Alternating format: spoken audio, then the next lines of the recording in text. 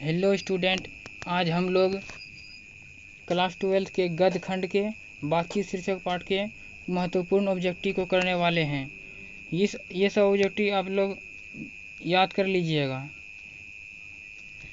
ये सब हमारे बोर्ड एग्जाम में लगातार पूछे जाते हैं। हम आपके लिए चुन कर क्वेश्चन बनाए हैं। पहला चैप्टर से बातचीत शीर्षक पाठ से महत्वपूर्ण क्वेश्चन बनाए हुए हैं। आप लोग इसे ज़रूर देख लीजिएगा, एक बार वीडियो पूरा अंत तक देखिएगा। तो चलिए वीडियो स्टार्ट है। बालकृष्ण भट्ट की रचना बातचीत क्या है? आपको बताना बालकृष्ण भट्ट की रचना बातचीत क्या है। तो यह क्या हो जाएगा, यह जो है हमारा ललित निबंध है। क्या है दोस्तों? ललित निबंध है। आपको स्क्रीनशॉट लेना हो तो आप स्क्रीनशॉट भी ले सकते हैं। अब चलते हैं नेक्स्ट प्रश्न की ओर। बालकृष्ण भट्ट किस युग के निबंधकार थे? बालकृष्ण भट्ट किस युग के निबंधकार थे? तो ये हो जाएगा, बालकृष्ण भट्ट जो थे भारतेंदु युग के निबंधकार थे। ये आप स्क्रीनशॉट ले लीजिए, हम आपको समय देंगे स्क्रीनशॉट लेने का। बेहतर होगा आप वीडियो रोक करके आप कॉपी में नोट कर लें, अन्यथा आपकी मर्ज़ी, आप स्क्रीनशॉट भी ले सकते हैं। हम सफिशिएंट टाइम देंगे आप लोगों को। अब प्रश्न नंबर 3 की ओर चलते हैं। मनुष्य की बातचीत का उत्तम तरीका क्या है? आपको बताना मनुष्य की बातचीत का सबसे उत्तम तरीका क्या है। तो इसका आंसर हो जाएगा दोस्तों, अवाक होकर अपने से बातचीत करना। अवाक होकर अपने से बातचीत करना। अब चौथा प्रश्न की ओर देखते हैं। संवाद में सबसे महत्वपूर्ण क्या है? तो संवाद में जो है सबसे महत्वपूर्ण होता है, संवाद में सबसे महत्वपूर्ण होता है आत्मीयता। क्या होता है दोस्तों? आत्मीयता जो है संवाद में सबसे महत्वपूर्ण होता है। अब 5वां नंबर प्रश्न की ओर देखते हैं। बालकृष्ण भट्ट का जन्म हुआ था। ये दोस्तों तो ये बहुत ही महत्वपूर्ण क्वेश्चन है, इसे आपको जरूर ही याद रखना चाहिए। बोर्ड एग्जाम में लगातार पूछा जाता है ये प्रश्न। बालकृष्ण भट्ट का जन्म हुआ था, तो बालकृष्ण भट्ट का जन्म कब हुआ था? 23 जून 1844 ईस्वी को। बालकृष्ण भट्ट का जन्म कब हुआ था? 23 जून 1844 ईस्वी को। बालकृष्ण भट्ट का जन्म 23 जून 1844 ईस्वी को हुआ था। अब अगला प्रश्न की ओर बढ़ते हैं। संयोगिता स्वयंवर रचना है। संयोगिता स्वयंवर रचना किसकी है? तो इसका सही आंसर हो जाएगा ऑप्शन नंबर सी, श्रीनिवास दास की। किसकी है दोस्तों? श्रीनिवास दास की है। संयोगिता स्वयंवर रचना है श्रीनिवास दास की। अब आगे प्रश्न की ओर बढ़ते हैं। कौन सी रचना बालकृष्ण भट्ट की नहीं है? कौन सी रचना बालकृष्ण भट्ट की नहीं है? तो नूतन ब्रह्मचारी है, 100 ओजान 1 सुजान भी है, संवाद का अभाव भी है, परीक्षा गुरु जो है इसका नहीं है।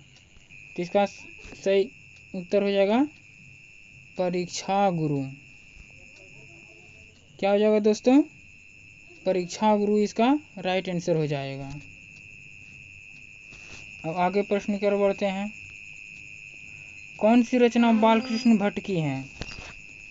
उसमें पूछा गया तो कौन सी नहीं है, इसमें पूछा जा रहा है कौन सी रचना बालकृष्ण भट्ट की है। तो इसका हो जाएगा रेल का विकट खेल। क्या हो जाएगा दोस्तों? रेल का विकट खेल। और आगे की बढ़ते हैं। बालकृष्ण भट्ट ने कौन सा मासिक पत्र निकाला था? आप सबको पता होना चाहिए, आपने फर्स्ट चैप्टर कंप्लीट कर लिया होगा तो आपको पता होना चाहिए बालकृष्ण भट्ट ने कौन सा मासिक पत्र निकाला था।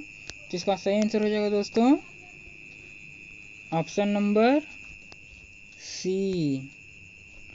ऑप्शन नंबर हो जाएगा सी, हिंदी प्रदीप नामक मासिक पत्र निकाला था। कौन? बालकृष्ण भट्ट ने। बातचीत किस विधा की रचना है? हम बातचीत जो है वो किस विधा की रचना है? आलोचना है, ये गीत है, ये शोध है, ये निबंध है। तो इसका सही आंसर हो जाएगा बातचीत किस विधा की रचना है, तो यह निबंध है। ऑप्शन नंबर डी इसका हो जाएगा right answer. Option number D, बातचीत किस विधा की रचना है, तो निबंध है, बातचीत निबंध है। अब 11 नंबर प्रश्न देखिए, रॉबिन्सन क्रूसो ने 16 वर्ष के उपरांत किसके मुख से एक बात सुनी थी? तो ये इसका सही आंसर हो जाएगा दोस्तों फराइडे के। आप सोच सकते हैं 16 वर्ष के उपरांत उन्होंने किसी के मुख से बात सुनी थी, और वह व्यक्ति थे फैराडे के। अब आगे की ओर बढ़ते हैं।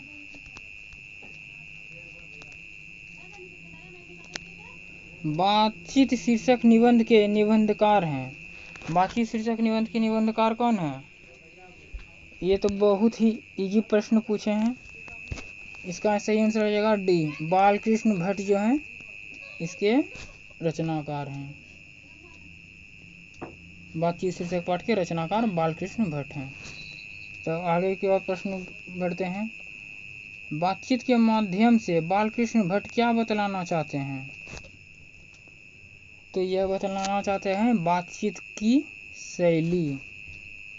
सही ऑप्शन नंबर ए, बातचीत की शैली बतलाना चाहते हैं। अब 14 नंबर प्रश्न देखते हैं।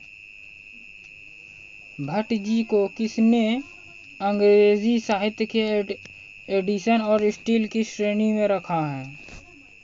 तो किसने रखा है? रामचंद्र शुक्ल ने। सही आंसर हो जाएगा ऑप्शन नंबर सी, रामचंद्र शुक्ल ने। अब 15 नंबर प्रश्न देखते हैं। बालकृष्ण भट्ट का निवास स्थान कौन सा है? बालकृष्ण भट्ट का निवास स्थान है इलाहाबाद, उत्तर प्रदेश, यूपी, उत्तर प्रदेश, इलाहाबाद, उत्तर प्रदेश। अब 16 नंबर प्रश्न देखते हैं। बालकृष्ण भट्ट ने किस पत्रिका का संपादन किया था? बालकृष्ण भट्ट ने किस पत्रिका का संपादन किया था? इसके पहले भी प्रश्न पूछा गया था, तो इसका आंसर हो जाएगा हिंदी प्रदीप। क्या हो जाएगा दोस्तों? हिंदी प्रदीप इसका राइट आंसर हो जाएगा। अब 17 नंबर प्रश्न की ओर देखते हैं। बालकृष्ण भट्ट ने हिंदी प्रदीप नामक मासिक पत्रिका निकालना कब प्रारंभ किया? बालकृष्ण भट्ट ने हिंदी प्रदीप नामक मासिक पत्रिका निकालना कब प्रारंभ किया था दोस्तों? तो इसका सही आंसर हो जाएगा ऑप्शन नंबर ए, 1877 में। क्या हो जाएगा आंसर दोस्तों? 1877 में। अब चलते हैं नेक्स्ट प्रश्न की ओर। कौन सी, सॉरी यहाँ पे दोस्तों रचना होता, रचना लिखा गया है, टाइपिंग करने में गलत हो गया। बहुत मेहनत लगा इसे बनाने में, तो एक दो गलती हो ही जाता है शब्द में। अगली बार से कोशिश करेंगे ऐसा गलती ना हो। कौन सी रचना बालकृष्ण भट्ट द्वारा रचित नहीं है? तो इसका आंसर हो जाएगा दोस्तों Meghadutam, option number C. Option number हो जाएगा दोस्तों सी, मेघदूतम। अब 19 नंबर प्रश्न देखते हैं। कौन सा उपन्यास बालकृष्ण भट्ट द्वारा रचित है? कौन सा उपन्यास बालकृष्ण भट्ट द्वारा रचित है? तो इसका हो जाएगा 100 अजान एक सुजान, option number C. Option number दोस्तों क्या हो जाएगा? 100 अजान एक सुजान, 100 अजान एक सुजान। अब नेक्स्ट प्रश्न की ओर बढ़ते हैं। 20 नंबर। नाटक के प्रारंभ में होने वाले मंगल पाठ को क्या कहा जाता है? ये भी बहुत महत्वपूर्ण प्रश्न है। नाटक के प्रारंभ में होने वाले मंगल पाठ को क्या कहा जाता है दोस्तों? तो इसे कहा जाता है नांदी पाठ। ऑप्शन नंबर बी इसका राइट आंसर हो जाएगा। क्या कहा जाता है दोस्तों? नांदी पाठ। अब 21 नंबर प्रश्न की ओर बढ़ते हैं। रॉबिन्सन क्रूसो को कब तक मनुष्य का मुख देखने को नहीं मिला था? तो इसका सही आंसर हो जाएगा 16 वर्षों तक। 16 वर्षों तक रॉबिन्सन क्रूसो को मनुष्य का मुख देखने को नहीं मिला था, 16 वर्षों तक। अब 21 नंबर क्वेश्चन देखते हैं। 21 नंबर तो हो गया, 22 नंबर ना। बोलने से ही मनुष्य का रूप का साक्षात्कार होता है, यह किसने कहा था? तो ये किसने कहा था दोस्तों? ब्रेन जॉनसन ने कहा था। किसने कहा था दोस्तों? ब्रेन जॉनसन ने कहा था। किसने कहा था? ब्रेन जॉनसन ने। अब 23 नंबर प्रश्न की ओर देखते हैं। असल बातचीत सिर्फ 2 व्यक्तियों में ही हो सकता है, यह किसका मत है? तो इसका सही आंसर हो जाएगा दोस्तों 23 नंबर का एडिसन ने। सही बात है, असल बातचीत सिर्फ 2 व्यक्तियों के बीच ही हो सकता है। तीसरा आता है तो वह बातचीत का रंग ही बदल जाता है, यानी असल बातचीत सिर्फ 2 व्यक्ति में ही हो सकता है। 24 नंबर प्रश्न है। एडिसन के अनुसार असल बातचीत कितने लोगों के बीच हो सकता है? फिर से वही घुमा के प्रश्न पूछ दिया है दोस्तों, तो इसका आंसर हो जाएगा ए। आप लोग देखते होंगे जब 2 व्यक्ति आपस में बात करते हैं, उसी बीच तीसरा व्यक्ति आ जाते हैं तो वो अपना बात बदल देते हैं, किसी दूसरे टॉपिक पर बात करने लगते हैं, क्योंकि वो नहीं चाहते हैं तीसरा व्यक्ति उसका बात सुने। तो असल बातचीत सिर्फ 2 व्यक्ति में ही हो सकते हैं। 25 नंबर प्रश्न है। बातचीत से मन किस प्रकार का हो जाता है? तो बातचीत करने से मनुष्य का मन स्वच्छ और हल्का हो जाता है। तो यहाँ उल्टा दीजिए, हल्का और स्वच्छ दीजिए, बात वही हल्का और स्वच्छ हो जाता है। 25 नंबर या 26 नंबर की ओर देखते हैं। किसके न होने से सृष्टि गूंगी प्रतीत होती है? इसका है वाक शक्ति।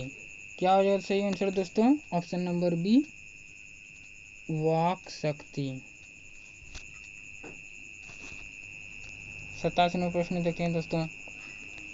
आर्ट ऑफ कन्वर्सेशन कहाँ के लोगों में सर्वाधिक प्रचलित है? तो ये हो जाएगा दोस्तों यूरोप के लोगों में। किसके दोस्तों? यूरोप के लोगों में। तो ऑप्शन नंबर हो जाएगा इसका सी, यूरोप के लोगों में। आर्ट ऑफ कन्वर्सेशन कहाँ के लोगों में सर्वाधिक प्रचलित है? यूरोप के लोगों में। अब लास्ट प्रश्न की ओर बढ़ते हैं। 28 नंबर है, ये लास्ट प्रश्न है आप लोगों का। बालकृष्ण किस काल के रचनाकार हैं? तो ये हो जाएगा आधुनिक काल के रचनाकार हैं। बालकृष्ण भट्ट जो हैं वह आधुनिक काल के रचनाकार हैं। आई होप आपको ये वीडियो पसंद आया होगा। अगर आप कुछ कहना चाहते हैं तो आप कमेंट बॉक्स में ही बता सकते हैं। अब वीडियो को यहीं पर रखते हैं। Thanks for watching.